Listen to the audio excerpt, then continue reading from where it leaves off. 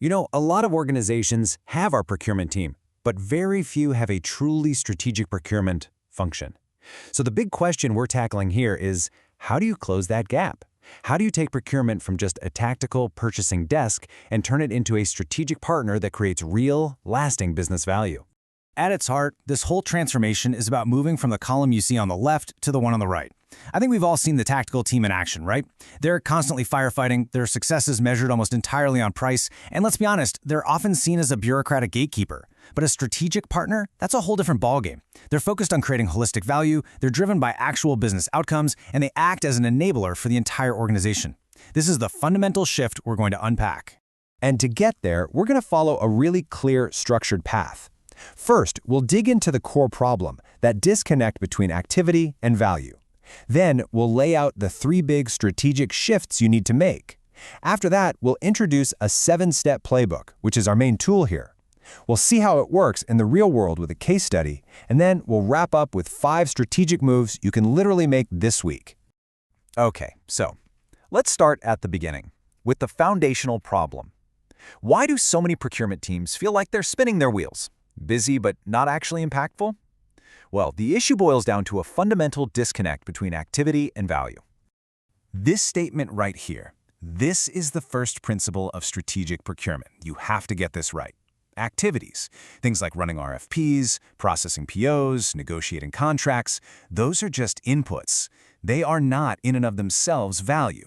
Value is all about the business outcome they enable, not just about completing the procurement process itself. That distinction is absolutely critical. And you know, when a team gets caught in this activity trap, the symptoms become painfully obvious. Procurement gets looped in way too late, after all the key decisions have been made. Success gets measured by this super narrow metric of purchase price variance, even if the business is getting hammered by poor quality or supplier risk.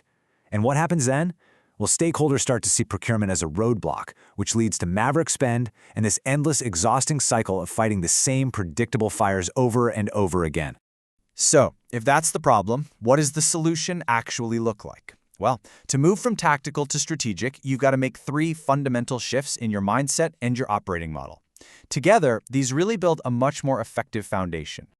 These 3 principles are what really define a best-in-class function. First, it has to be outcome-driven. The starting question is never, how do we run a sourcing event? It's always, what business outcome are we actually trying to achieve here? Is it cost? Is it continuity? Is it innovation?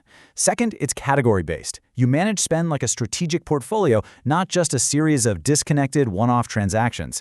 And third, you establish an operating rhythm, a continuous cadence of planning, intelligence, and performance management that makes strategic work the default setting, not some special project you do once in a while. Now, principles are great, they're essential, but execution is what really matters. So this brings us to the core of this explainer, a structured, repeatable framework for putting those principles into practice for any spending category you can think of. And here it is, the 7-step playbook. Now, to make this easier to digest, just think of it in 4 phases. Steps 1, 2, and 3, that's your diagnosis phase, where you're just trying to understand the business problem. Step 4 is all about design, defining your strategy. Steps 5 and 6 are delivery, where you execute the plan and get everyone on board. And finally, step 7, which is ongoing, is about sustain, managing performance for the long haul. This structured approach is what ensures you're being rigorous and complete. Okay, and this is probably the most crucial point I'm going to make. For most tactical teams, their entire process starts and ends with step 5, sourcing. But a truly strategic function understands that the first 4 steps, defining the problem, mapping the spend, understanding the market, and building a real strategy, that's what creates the conditions for high-impact sourcing. Your execution is only ever going to be as good as the strategy that informs it. And a huge part of that strategy in step 4 is choosing your value levers. Think of this as the strategist's toolkit. It goes way beyond just haggling for a lower price. We're talking about things like managing demand, consolidating your supplier base to get more leverage, automating processes to lower your total cost, or even collaborating with suppliers on new innovations. The real art is picking the right combination of levers for the specific business problem you're trying to solve. Theory and frameworks are great, but let's see what this actually looks like in practice. Let's walk through a quick case study to see how this playbook translates into real, measurable business outcomes. So picture this. A company is spending 20 million euros on technical consulting, and the business stakeholders are not happy. They're complaining about high rates, painfully slow hiring, and all sorts of compliance risks. So using the playbook, the procurement team diagnoses the root cause. And what do they find? 70% of the spend is completely unmanaged, and the supplier base is all over the place. The strategic action here isn't just to go beat up suppliers on rates, it's to implement a structured supplier panel with a standard rate card. And the measured outcome? It's crystal clear. Hiring speed shot up, compliance got way better, and all of that led to greater trust from their stakeholders. And this really brings us to the most important lesson from this case. Yeah, they probably saved some money as a byproduct, but the primary value they delivered was in operational performance, risk reduction, and control. The team solved the business's actual problem, which was about speed and quality. And in doing so, they elevated their own credibility and impact tenfold. So to reflect this much broader definition of value, a strategic function has to use a balanced scorecard. This forces you to shift away from that singular, obsessive focus on savings. It brings in metrics the business actually cares about, like cycle time under delivery, or spend under management to track adoption, or supplier exposure to quantify risk. You become what you measure, right? And this approach ensures you're measuring what truly matters to the business. All right, we've covered the problem, the principles, the framework, and we've seen an example. Now let's make this super actionable. How do you start putting this playbook to work tomorrow?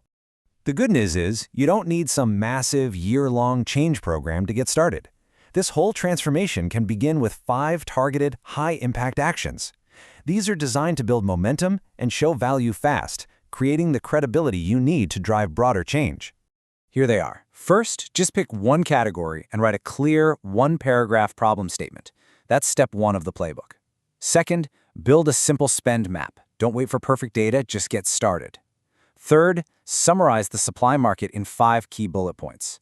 Fourth, define 3 value levers you could use that go beyond just hammering on price. And finally, fifth, create a simple adoption plan. Who needs to change their behavior and how are you going to help them do it? These 5 steps, that's the beginning of a real category strategy. And that brings us to the final question. This one isn't for me to answer, it's for you. The framework gives you a clear path, a roadmap from tactical reactivity to true strategic partnership. So the only question left is, which category will you transform first?